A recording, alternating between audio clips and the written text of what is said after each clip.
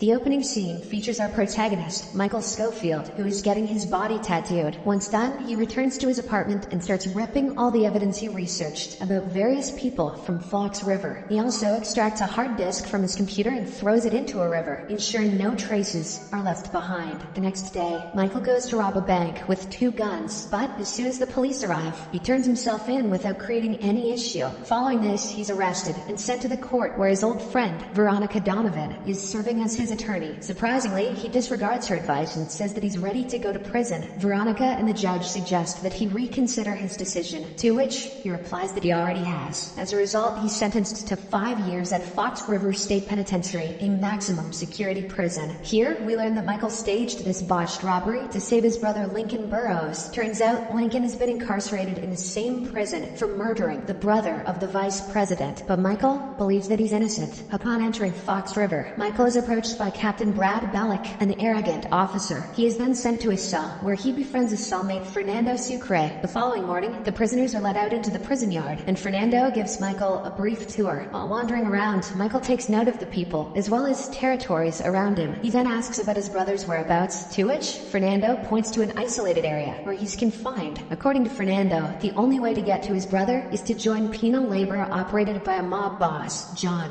Abruzzi. Afterwards, Michael approaches John for help, but he's rejected right away. Regardless, he calmly tells John that he has something he needs and leaves an origami crane on the table. Michael then fakes an illness and reports to the infirmary. There, he strikes a conversation with Dr. Sarah Tancredi, a high-ranking official in the hospital. She gives him his insulin shot, as Michael claims to have type 1 diabetes. While she's distracted, he hurriedly flushes down another origami crane into the drain, probably to study the prison's layout. Later on, Michael meets his brother at the prison chapel and promises to get him out of here. Lincoln claims that it's impossible, but Michael replies, not if you design the place. The following day, Michael is summoned by the prison warden Henry Pope to his office. Knowing that Michael is a structural engineer, the warden asks him to complete an unfinished Taj Mahal model for his wife. However, Michael, who is already busy with his own mission, refuses to do so without thinking of its consequences. Later that day, one of John's goons calls him from outside to relay crucial information. He has received an origami with a picture of Otto Fibonacci, the informant who put John in prison. Upon learning this, John confronts Michael in the yard and demands everything he knows. The latter agrees, only if he's allowed to sign up to penal labor. Enraged by his resistance, John has his men beat him up, but the situation is soon calmed by the prison guards. In the aftermath, Michael is reported to the warden, who threatens to send him to the isolated compartment for fighting, but Michael manages to wriggle out of this situation by offering to help fix the Taj Mahal. In the next scene, he receives a visit by Veronica, who still tries to dissuade him from the prison life. However, Michael asserts that he knows what he's doing. Before they depart, they share a hug, during which Michael whispers in her ears that someone's trying to kill Lincoln. On the other hand, we are introduced to Bishop McMorrow, who has been campaigning against Lincoln's execution. One evening, he's visited by some Secret Service agents who threaten him to stop his campaign. The bishop refuses to budge, but this costs him his life as he's murdered the same night. Back in prison, Michael again reports to the infirmary for his regular checkup. This time, Sarah notices his unusually low glucose level and tells him that he's reacting to the insulin as if he's not diabetic. As a result, she decides to run a test on his next visit in an attempt to keep up his bluff. Michael later approaches the prison pharmacist, C-Note, and pays him in advance to get an insulin blocker. Later, while staying inside his prison cell, Michael receives an ID card for penal labor sent by John. Starting from this point, he begins to study the prison layout in even more detail while carrying out the labor work. One day, after his work shift, Michael meets Lincoln, who is perplexed as to how they're going to break out of the prison. Intrigued, Lincoln asks if he's seen the blueprints to the prison, to which Michael replies, "I've got them on me." He then reveals his body tattoo, which is a series of geometric patterns that disguise the blueprints to Fox River. Good thing the guards didn't strip him and see this when he first entered, which is what happens in every other prison story known to man. The next day, Michael carefully examines one of his tattoos, bearing the name Alan Schweitzer. At the same time, Fernando notices that their toilet won't flush, which means that there's a shakedown inside the prison. Alerted by this, he asks Michael to get rid of a shank hidden under the table, but before he can do so, Captain Brad sees him and seizes the contraband from his hand. Just then, Henry shows up and asks if the shank belongs to Michael. The latter remains silent, which makes the warden realize that the weapon belongs to Fernando. So,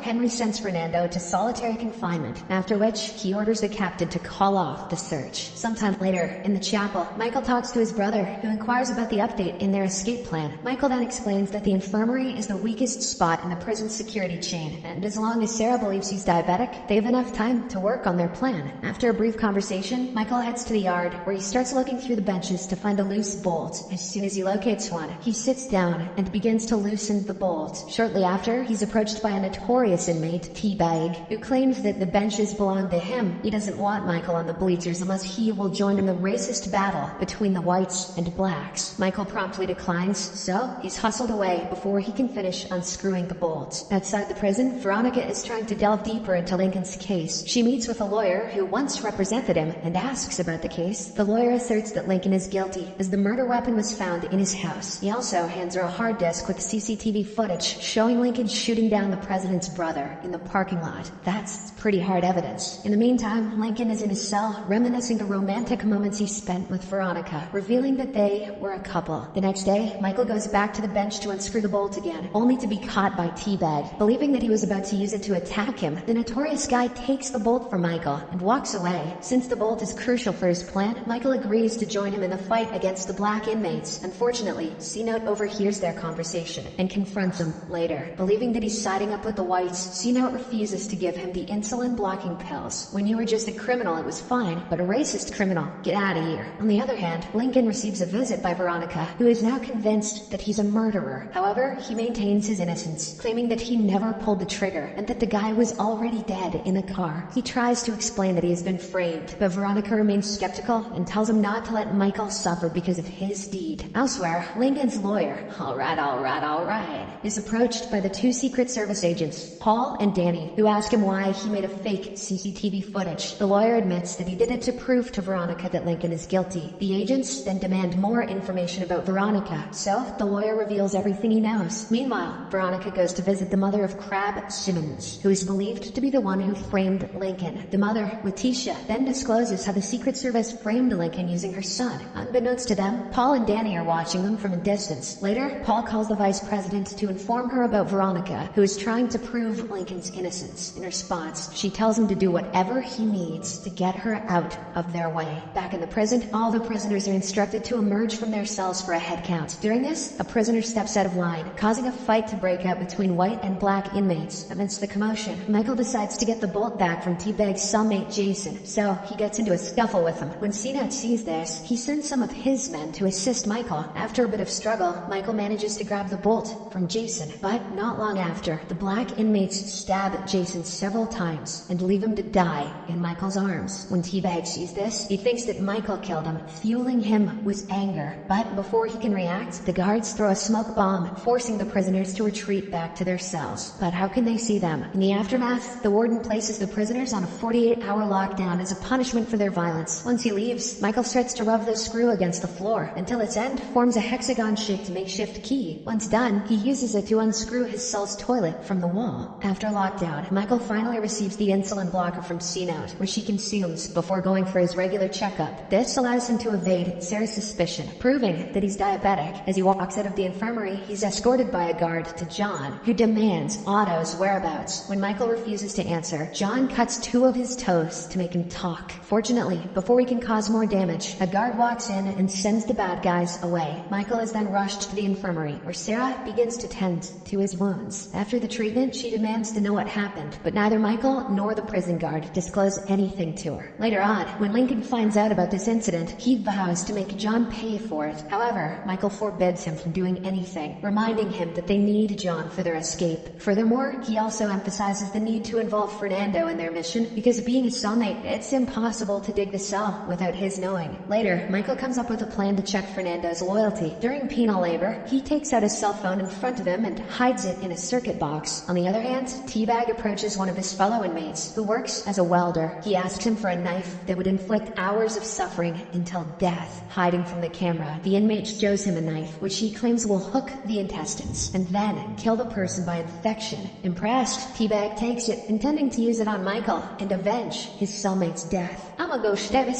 on him. Elsewhere, Veronica goes to visit Letitia one more time to extract more information on Lincoln's case. But as soon as she enters the apartment, Letitia holds her at gunpoint, suspecting that she works for the Secret Service. She asserts that the only reason she's still breathing is that she hasn't testified Lincoln's hearing yet. Veronica tries to persuade her to divulge everything she knows, reassuring that she'll protect her from the Secret Service agents. When Letitia agrees, Veronica takes her to her office and records all the details regarding Lincoln's case, including how her son was set up. Upon confiding everything, Letitia walks out to smoke, and moments later, Veronica is visited by Paul. He offers to help her in the case, pretending to be on her side, but she doesn't trust him at all. As soon as he leaves, Veronica is concerned about Letitia and rushes in search of her. She enters the smoking room, but only finds a lit cigarette. In the prison, Lincoln notices Fernando talking with the other prisoners about a potential cell phone. He then tips off the captain about Fernando possessing a phone in exchange for a couple of days outside his cell. Acting on this tip, Captain Brad interrogates Fernando, but the latter doesn't utter a word, ultimately proving that he's loyal. As Fernando returns back to work, Michael shows him that the phone was fake, admitting that he was only testing his loyalty. He then reveals his escape plan and offers him to join in. However, Fernando claims that he doesn't want to break out because his release date is just 16 months away. He fears that if they get caught, their sentence will extend by 10 years, a risk which he clearly won't be taking. He also threatens to expose Michael if they take any steps in front of him. Why didn't he sell him out on the phone then? In the next scene, Michael walks back to his cell, only to see Fernando packing up his stuff. He is about to relocate to a new cell. Michael begs him not to leave, but the latter doesn't want to get involved in their escape plan. Afterwards, John takes Teabag to a room and beats him up in front of Michael. He is doing so to gain the trust of the new prisoner. Because of this, Michael finally agrees to disclose about Otto, but under the condition that John arranges a plan for his escape. Later, as Michael is unscrewing the toilet in his room, Captain Brad arrives with a new cellmate. He is Charles Patoshik from the psychiatric ward. Subsequently, Michael tells his brother about Patoshik, a major intervention in their escape plan. The brothers then discuss an alternative way to carry out their plan, with Michael deciding to dig the cell while Patoshik is asleep. However, their plan turns out to be a complete failure because Patoshik has a neurological condition, due to which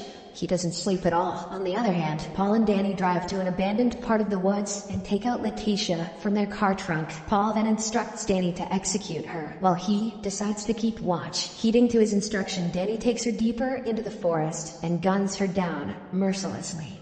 Subscribe for more videos like this, turn on notifications, and leave a like to help the channel out. Thank you for watching.